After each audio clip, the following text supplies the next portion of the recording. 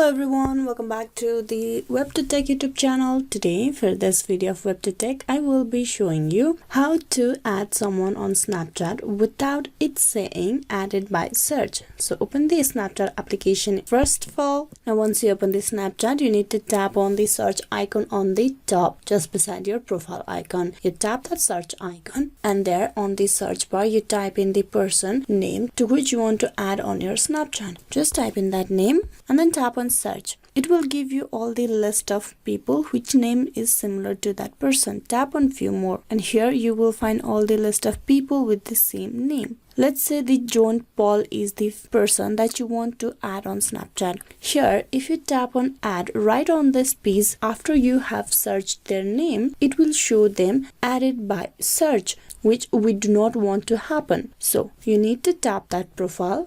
And once you tap upon that profile, you will see the add friend option. Now you tap that add friend option and they will be notified as added by username. So it will show them added by your username, not by search. This is one way how you can add someone on Snapchat without saying added by search. Hope this video was useful. Please like and subscribe the WebToTech YouTube channel. Thank you for watching till the very end.